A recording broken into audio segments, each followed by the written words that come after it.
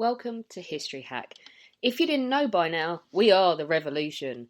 That means we're sharp, witty, lots of fun, but it also means that we're essentially the peasants in Les Mis huddled round a table in the corner of the bar with no money.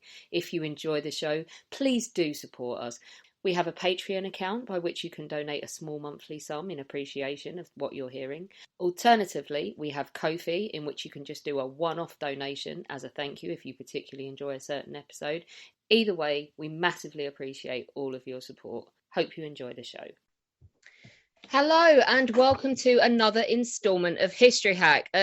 People love this topic, don't they, Zach? They absolutely adore it. We're going right back to sort of carry on a story that we started with episode number 1. But we focused on the main character in that episode, and we're not going to do that today, are we? No, the N word is in the house, folks.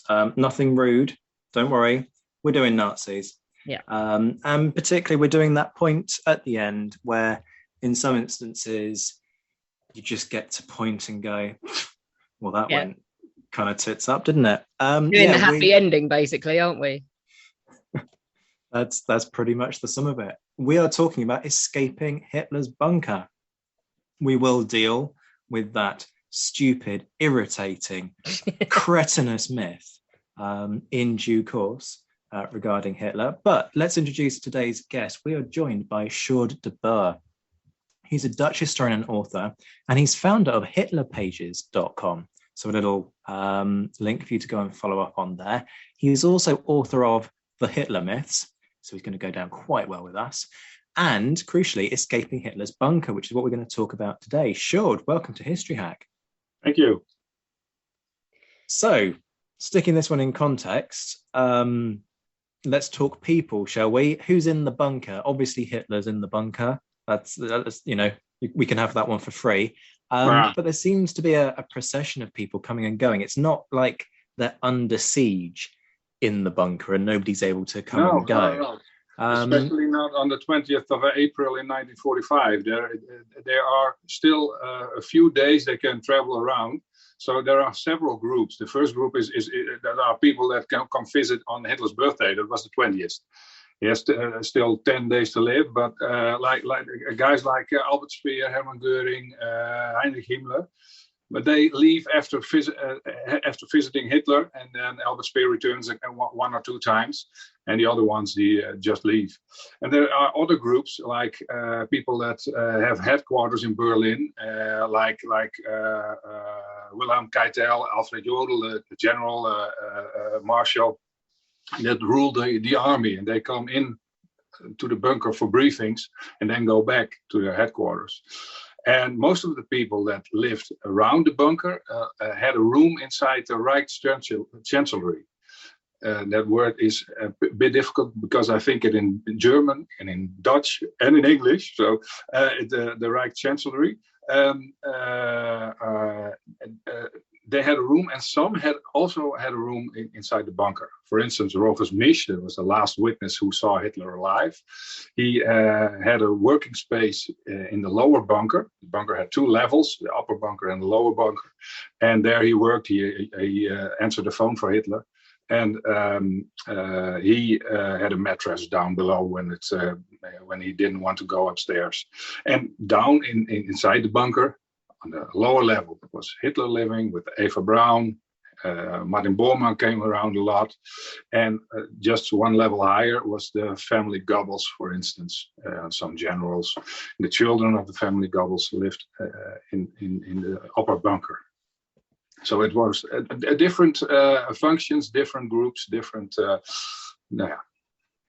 mean, there's one kind of pop culture reference that I just want to touch on here, which is the Steiner rant, or Steiner, I think is perhaps the more correct pronunciation, which some folks will know because it's been parodied so many times after appearing in the film Downfall, where Hitler goes on this massive rant about the latest developments. In terms of day to day, how well is the leadership kind of holding up? Is that a fair representation in terms of, everything's falling apart, everybody's turning on each other, and there isn't really any control? and it's a case of people just looking for a way out? Yeah, it's an interesting question. I believe Sir Ian Kershaw wrote a large book on it about the leadership in the last days of the Third Reich, and he says Hitler's charisma was the reason why they stick to it until the end. And leaders and Nazi prominents and army leaders could not prevent Germany from going down. They didn't dare to. When Hitler said, "I don't want to negotiate with anybody," other people in the army didn't want to do it either. So maybe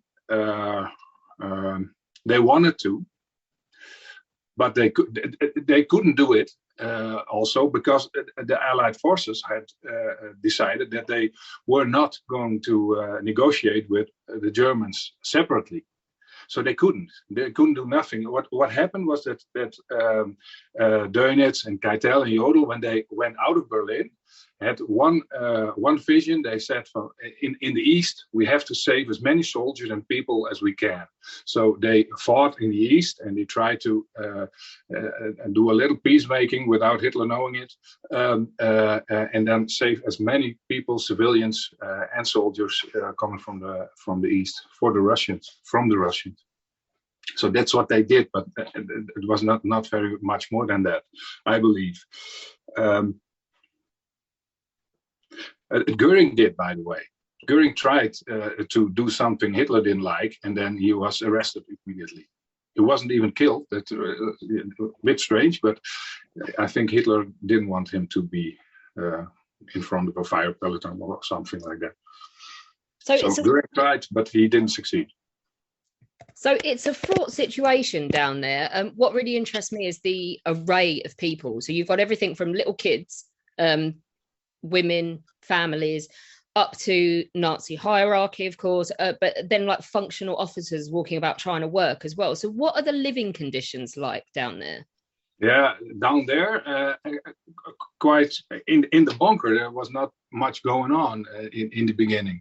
They were quite safe there. Rufus Misch, I once met him in Berlin when he was still alive, was the last witness of Hitler being alive. He said it was quite dull down there, especially in the lower part of the bunker. When the briefings occurred, there was some action. And sometimes when you look at the downfall, there's almost always something going on. It's logical for a film. There has to be something going on.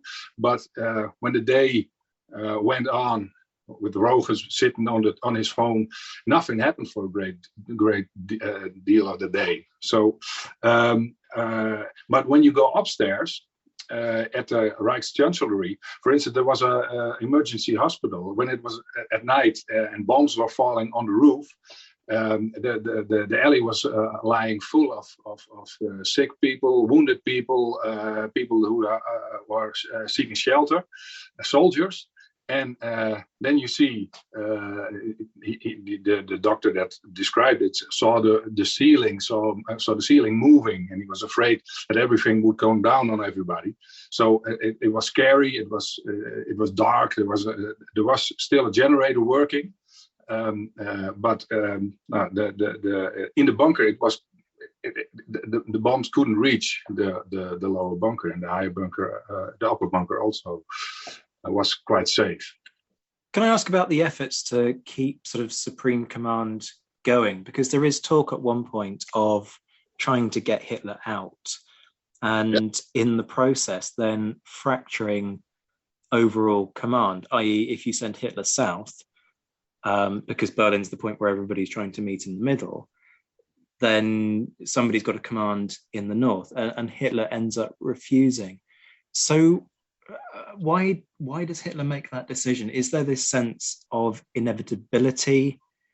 I mean, there should be this sense of inevitability, but is Hitler kind of clinging to some vague notion that some bolt is going to come out of the blue and save him? Why does he not take the pragmatic decision? Well, I can't read his mind, but luckily, maybe, I don't know. But he said about it that he wanted to die in the capital and not in the south. In the south, and maybe somewhere, I believe it was the 24th, he said that he lost the war. He finally gave into that thought, and he didn't want to leave anymore. So he was ready to die, I think.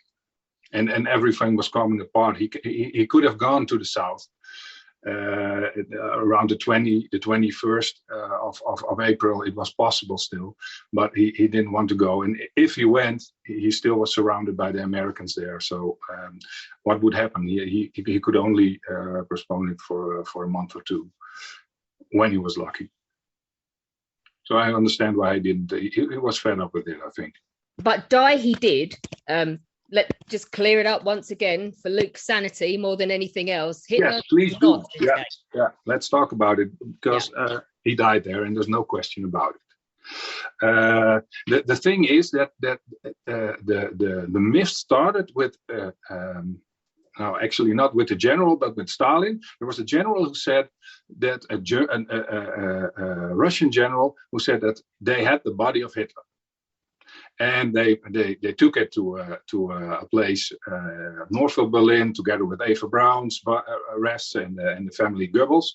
And then Stalin said, no, you can't talk about it, because Hitler is still alive, and the Western allies have taken him, and he's in Spain. And there the myth started. And it's logical for a dictator to do so, because he needs an enemy. You see it today, you see exactly the same. You need an enemy, and he needed that enemy because he won the war. What was that to do at home? Hitler was still alive, he still had an enemy. And he had two enemies, because more enemies than that: America, Great Britain, Canada. He had a lot of enemies then, so he was still strong at home. That's how it started, but there is no doubt in my mind that Hitler was dead.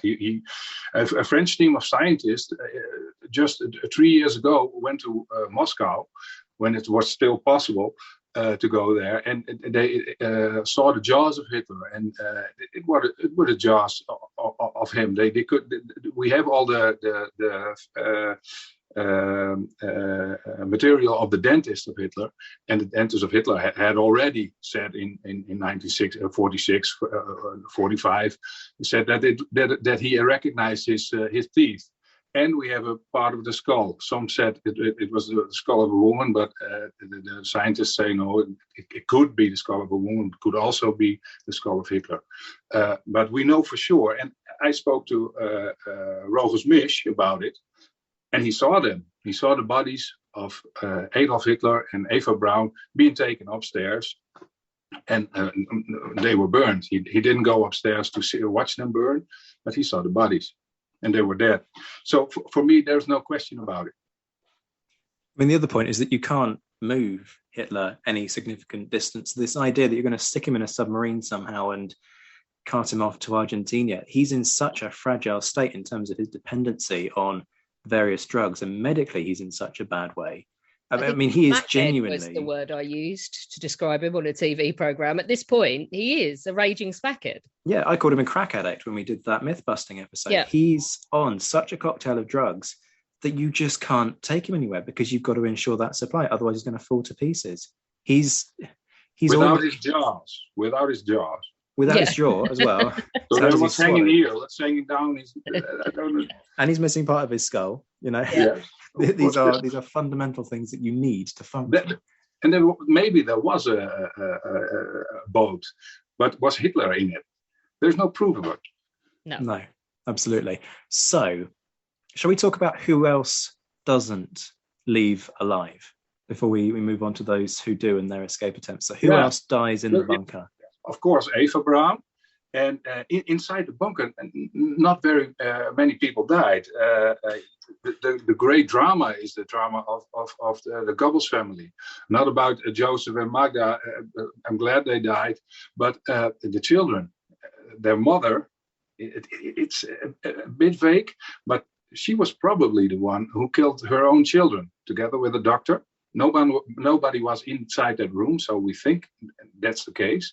But the children were murdered there, and that's a great.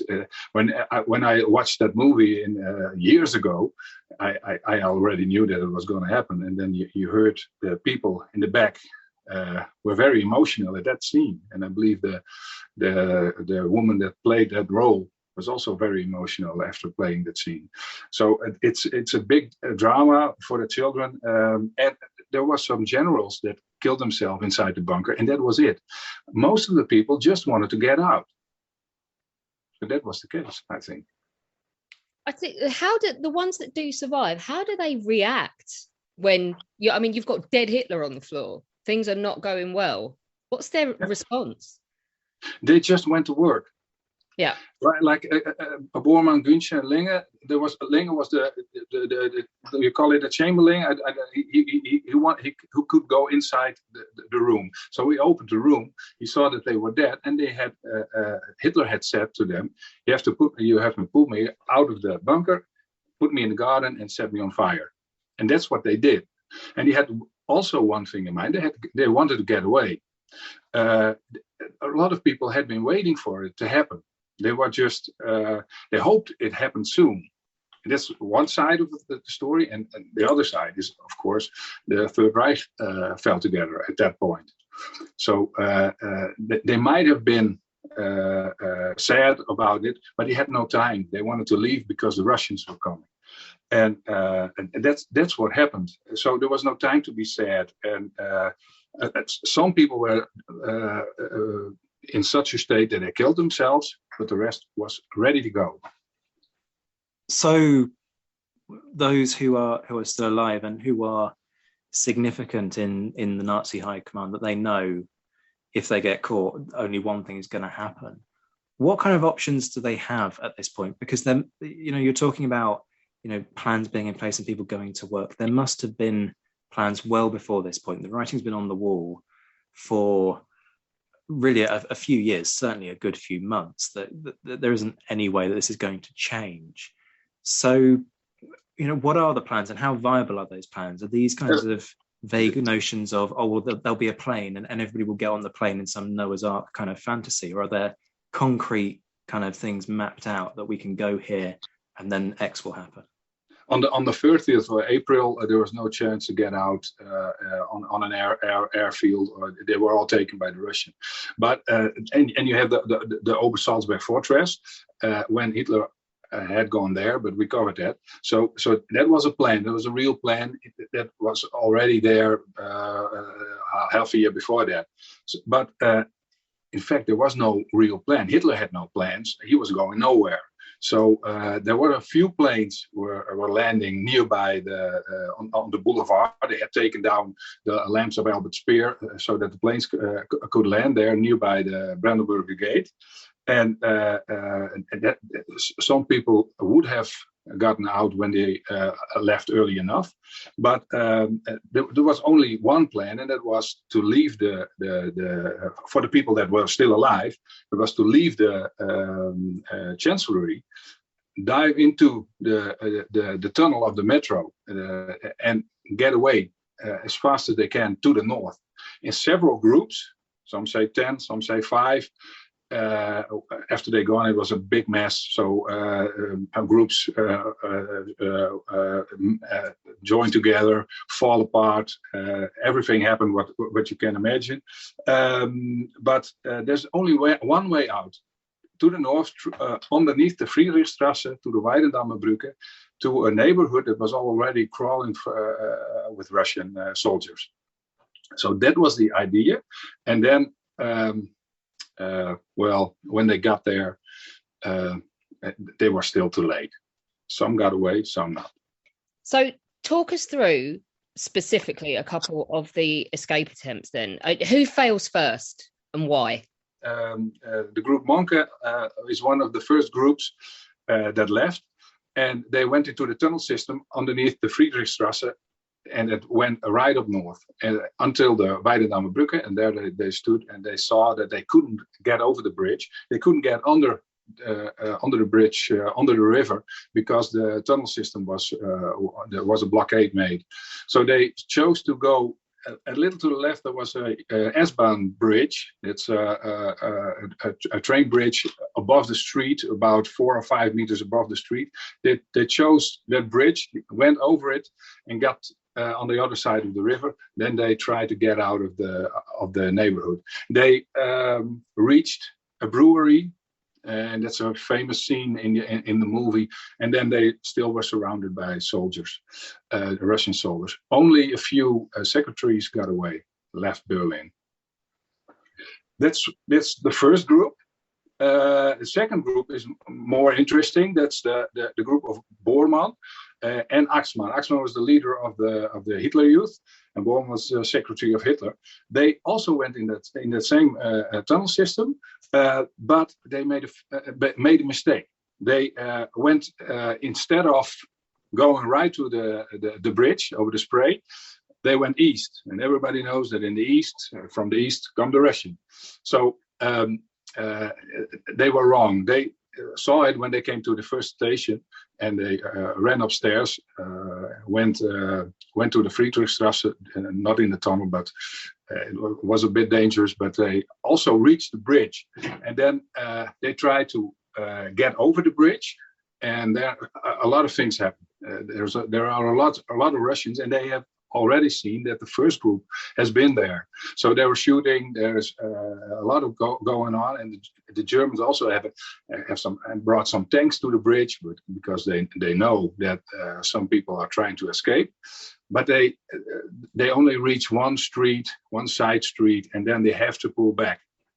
Bormann and his group decide to take the same bridge, the same train bridge over the Spree, and they decide to take the complete bridge towards what's now the Hauptbahnhof, the central station of Berlin. And there they are captured by Russians. The war is actually over in Berlin, and they're not very violent Russians. They say you have to give us your weapons. They're very interested in the arm of Axmann, because it was he had no arm anymore. He had a thing there. How do you call it in English?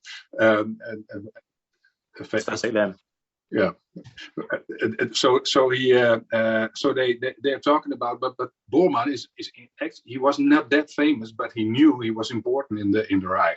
So he started running, and he ran towards a bridge, and then it's other things happen. I'll take a shortcut, and half hour later they find him dead. He has committed suicide. So they fail to get out. Except for Axmann, but we can talk about it. And then there is Linge and Misch. It's a third group, same story. We also go the same way to the north.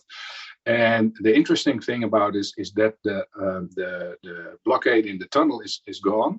They can go underneath the river Spree, and then they go a really. I think it's 2 or 3 kilometers. They go to the north, and then someone is shouting from street level. There's a hole in the wall in the ceiling, and he's talking German. And he says, "You can come up. You can come up." So Linge, the man that saw Hitler's dead body for the first time, the first one who saw Hitler's body, and Misch, his telephone man, climbed up to see the German man with the Russian man with a gun behind him, forcing him to call them up. So they were also captured. A lot of them went to camps for about 5 to 8 years. Some died in prison. In the book, every person that plays an important role has an explanation about what happened next. So a lot of people fail. Let's talk about those who succeed, though. You dropped a teaser about one of them already. Yeah. Talk us through their stories. What becomes the difference between success and failure here? Is it just dumb luck at this point? To be honest, everybody fails, and Germany was not there anymore. It didn't exist. There was a British zone. You know all the stories. the whole Germany was American, Russian, British, so no one could get away. You could only get home. For us, some people reached their home and were arrested afterwards. So a great story is the story of Axmann, the man from the Hitler Jugend, who was in the same group as Bormann, who killed himself because he didn't see any way out. But about 100 yards from Axmann, you could go further north, just take a road there, and Axmann did. And he managed to get to Potsdam. He managed to get 100 or 200 kilometers into the eastern parts of Germany, and there he went working on a farm. I went to the village to take a few pictures. I don't know if I had the real farm, but it was an old farm with holes in it. So I thought that's the farm for me. And he worked there for months. And then he even crossed the demarcation line between the east and the west once to get to Western Germany, came back, started to work at the farm, talked with the mayor there, who was friends with him. And then at last, he also gets arrested, but that's the guy I follow until the end, and I think he got away pretty good. Do they think that it's viable in the long term, or is there this sense of they're coming in the end? You just enjoy what time you can get. I'm just curious, why when he's that successful does he not then try and take it further and get on a boat to somewhere else and just get further away? Yeah, I don't really know. That's a good question. I really don't know why he didn't do it. Maybe you don't want to tempt fate. No one's found you yet, so I'm just going to risk it and stick around here. Yeah, and then again, he didn't live in the area where he came from. So most of the time they went back to Bavaria or the northern parts of Germany, and there they knew where the family lived, so they were arrested anyway. So that's what happened. But there are several other groups who got away in the first part of the last week, the last 10 days. They left earlier, like Himmler and what later became the Flensburg government. They had left Berlin much earlier, so they had really got away. But you know the story. Maybe you know the story about Heinrich Himmler. He was in the northern parts of Germany. Flensburg is on the border of Denmark. It became the British sector. And when the British had taken over everything, Himmler was still there, and Speer and Dönitz and Keitel and Jodl were also there, leading the last small part of Germany. And Himmler tried to get to the south then, but the British arrested him.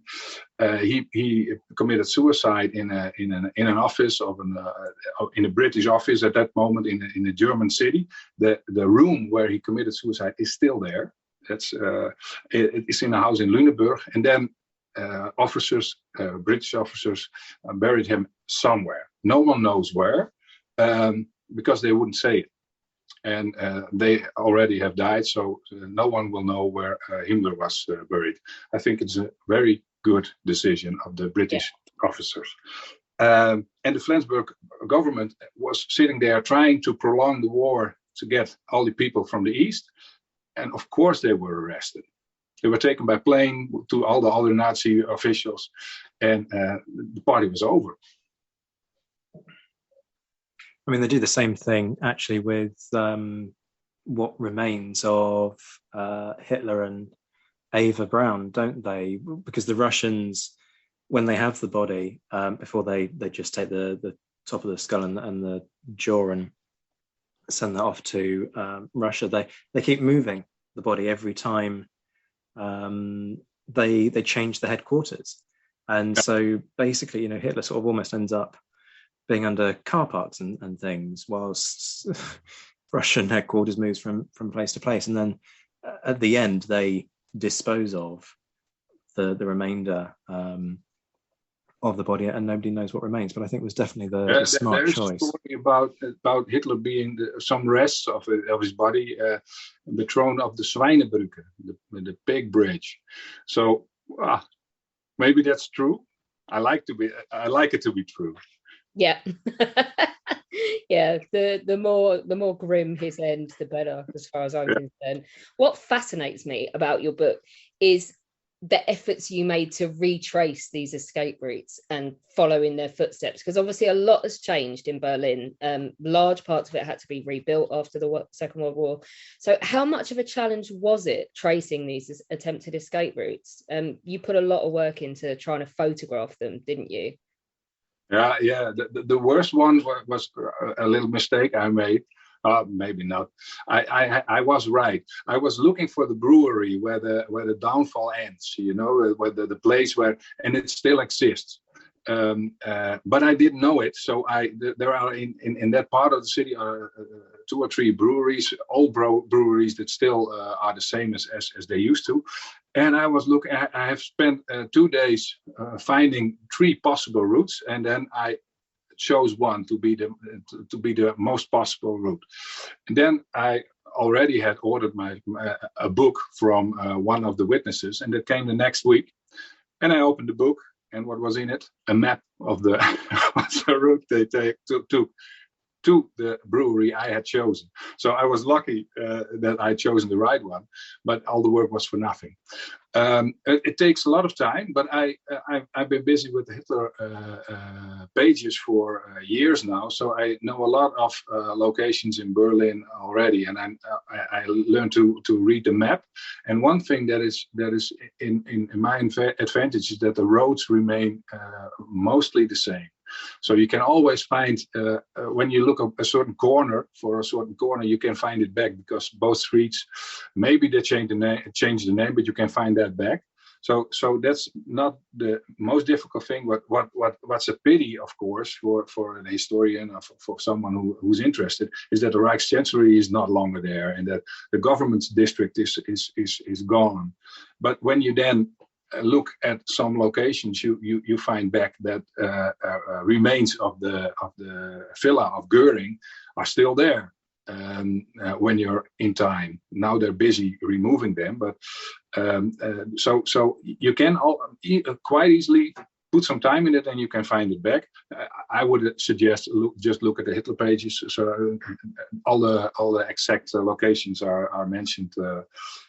Quite exactly, but yeah, well, it costs time. It took me years, but it's very nice to do, especially for this book, because it was a time of Corona and all the in the summer I could go to Berlin, so I went to Berlin by car. Then I rented a bike on a nice sunny day, and I could. And there was almost no public in Berlin, so it was easy to make pictures everywhere.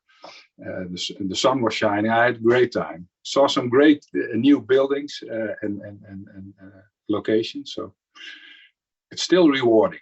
Yeah, your own form of escapism in the middle of COVID. Yeah, absolutely. Yeah. And then you come. What was nice was I went to General Chukov's office. It's just a house somewhere in Berlin near Tempelhof airfield, and there was a man in front of it, a guard. It's still necessary there. I don't know why exactly. But he saw me, and he saw why I was there. I said, come with me, I'll let you look inside. So he opened the door, I could walk in. I couldn't go into the apartment because someone lived there. But he told me about the tree in front of the garden, and it was still the same tree. And it was very nice. You touched on something just a second ago, which I think is quite important, just in terms of people and these stupid, insidious myths that they love to throw out there, like Hitler's living on a secret Nazi base on the dark side of the moon. Clue people, no, he really isn't. Can we get real? And the point that you made was, this takes a lot of time to unpick. So in terms of those people who love to come at you with the, oh, but what about? And, they managed to dig up a photograph, which if you squint and hold it up to the light, it looks like, I don't know, there's a superimposed image of Hitler's face upon it. And actually it's a cover, it's a deep cover, and it's all a conspiracy, and the CIA are involved in. And you think I'm making this up, and I am, but these are the kinds of nonsense things that get thrown out there. I just want to give you the opportunity to let rip at them. If you could sit down with one of these people with a pint and try and knock some sense into their skull, what would you say? Oh, I've tried it a lot of times, but it doesn't work. When they're silly enough, you can't reach them. So the truth is just, you're saying it. I say, well, but I met Rogus Mischus. He said, yeah, well, I met someone too. They say. So I just learned in the conversation about this podcast that you have to make a joke of it. Yeah. And because it doesn't work. Maybe someone, I don't say that everybody who has heard about the escape to South America is as stubborn as the other one. I don't know. Most of the time not. Sometimes people are really interested and just heard about that story, and then you have an entrance in their mind. How do you say it? But a lot of times you don't have it. So when they have seen pictures, movies about it, you can't get it out of their minds. That's the worst. There are a lot of things. The Hitler myth goes about. It is about all those myths and all the things I discovered when I was working on my website. And well, you keep on talking about that thing, but I'm a little fed up with it. Yeah, I think Luke Daly not now, got it right. Not now, but well.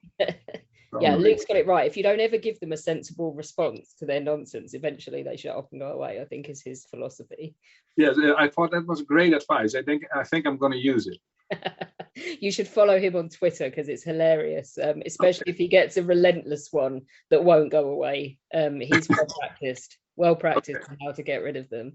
This has been absolutely fascinating. Thank you so much for coming on to have a sensible conversation with us about what went on in the bunker and how people did get away without delving into the hilarity of that. It's been really good having seen Downfall, but not really going much further into the history than that because it's not my bag. It's been really interesting to hear more about it. Thank you. When our guests join us to talk about their work and their new book, the 45 minutes or so they spend with us is just a taster of all their efforts. So to this end, we have launched our very own bookshop on bookshop.org, where you can find our guests' latest and greatest books. You can support them and you can support History Hack too. 10% of every sale via our bookshop supports the podcast and allows us to keep at it and bring you more amazing guests. You can find our bookshop at bookshop.org/shop/history hack, or just search on bookshop.org for us under the shops bit. Thank you for your continued support, and here's to your next great